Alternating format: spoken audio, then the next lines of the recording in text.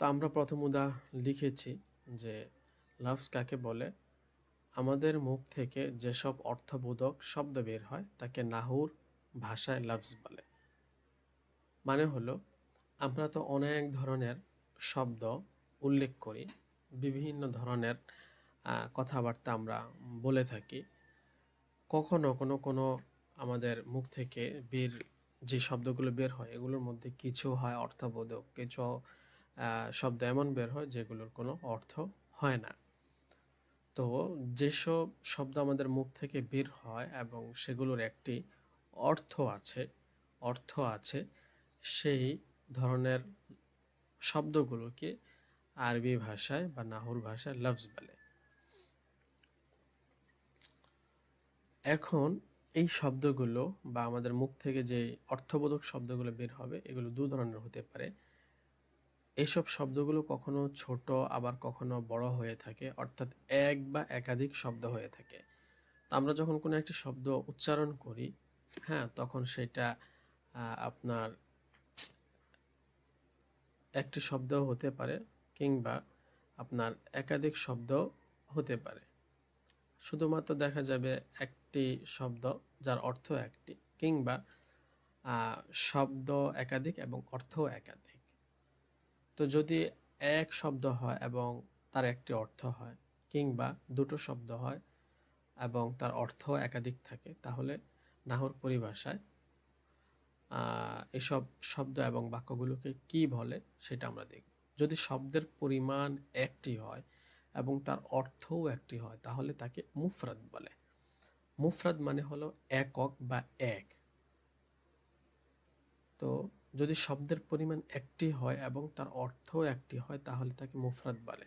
তার মানে মুখ থেকে যে শব্দটা আমাদের বের হয়েছে সেটা একটি শব্দ বের হয়েছে, একাধিক না, এবং তার অর্থও কিন্তু একটি, একাধিক না। যদি এমনটি হয় তাহলে সেই শব্দটিকে বলা হয় মুফরাদ। হ্যাঁ, মুফরাদ বলা হয়। যদি শব্দের পরিমাণ একের অধিক হয় তাহলে তাকে মুরাক্কাব বলে।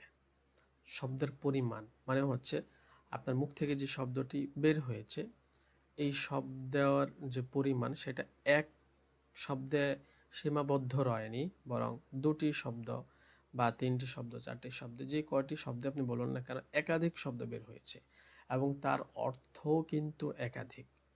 হ্যাঁ, যদি এমনটি হয় তাহলে ওই শব্দকে মুরাক্কাব বলে। মুরাক্কাব মানে হচ্ছে যেগুলো মিলে মিলে আসে, আর মিলে মিলে আসার জন্য অবশ্যই একের অধিক শব্দ হতে হবে। মোট কথা,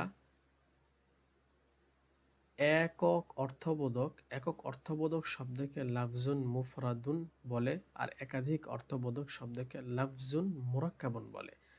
একক অর্থবোধক যদি আমরা কোনো শব্দ পাই তাহলে আমরা বলবো যে এই শব্দটির নাম হলো মুফরাদ, মানে হলো এক শব্দ, একক শব্দ। আর যদি আমরা দেখতে পাই যে শব্দ একাধিক, অর্থ একাধিক, তাহলে আমরা বলবো হাদা লাফজুন মুরাক্কাবুন। এটা হচ্ছে এমন শব্দ যেটি একাধিক কালিমা দ্বারা বা একাধিক শব্দের মাধ্যমে গঠিত হয়েছে। মুফরাদের উদাহরণ আমরা একটু বাংলায় জেনে নেব, পরবর্তীতে ইনশাল্লাহ আমরা আরবিতেও জানব। মুফরাদ এর উদাহরণ কি? যেমন একটি বই, একটি বই আরবিকে কিতাবুন। তা আমাদের মুখ থেকে যদি আমরা কখনো বলি কিতাবুন এই শব্দটি বের হয় তাহলে আমরা কি দেখতে হবে যে কিতাবুন শব্দটি কি একটি শব্দ নাকি একাধিক শব্দ, এবং তার অর্থ কি একটি না একাধিক। তা আমরা দেখতে পাচ্ছি কিতাবুন মানে হচ্ছে একটি বই, যা শুধুমাত্র একটি শব্দ এবং তার অর্থও হচ্ছে একটি। এখন আমরা মুরাক্কাবের উদাহরণ দেখব যে আমার কাছে একটি কিতাব আছে, যেমন এটার আরবি হলো ইনদি কিতাবুন অথবা লাদাইয়া কিতাবুন, আমার কাছে একটি কিতাব আছে। তো এই যে এখানে দেখুন শব্দ কয়টি? শব্দ হলো দুটি। আমার কাছে আছে একটি কিতাব, ইনদি কিতাবুন, আমার কাছে একটি কিতাব আছে। তাহলে আমাদের মুখ থেকে শব্দটি বের হয়েছে কি এক না একাধিক? বরং হচ্ছে এখানে একাধিক শব্দ বের হয়েছে, এবং তার অর্থ একাধিক কিনা? হ্যাঁ, আমরা দেখতে পাচ্ছি যে শব্দ অনুযায়ী তার অর্থ হচ্ছে একাধিক। তো যেহেতু শব্দ একাধিক, অর্থও একাধিক, কাজেই নাহুর পরিভাষায় এটাকে বলা হয় লাফজুন মুরাক্কাবুন। তাহলে আজকের এই আলোচনা থেকে আমরা কি বুঝলাম? আমরা বুঝতে পারলাম যে আমাদের মুখ থেকে যে শব্দগুলো বের হয় এগুলো অর্থ থাকতেও পারে অথবা নাও থাকতে পারে। যদি অর্থ থাকে তাহলে সেটাকে বলবে লফজ। আর লফজ আবার দু ধরনের হয়ে থাকে।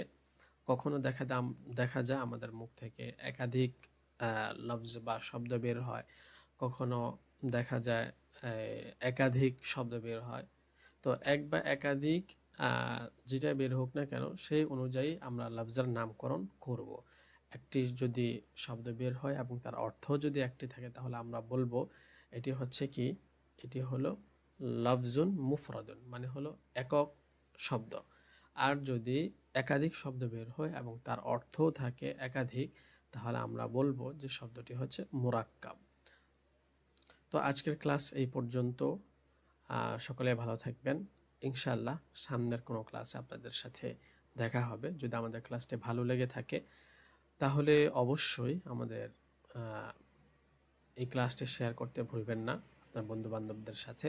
আর যদি আপনার আল মানহাল ইসলামিক ইনস্টিটিউটে একদম শুরু থেকে জিরো থেকে আপনার আরবি গ্রামার শিখতে চান তাহলে আমাদের সাথে অবশ্যই যোগাযোগ করবেন। সকলে ভালো থাকবেন। আসসালামু আলাইকুম রহমতুল্লাহি ওয়া বারাকাতুহু।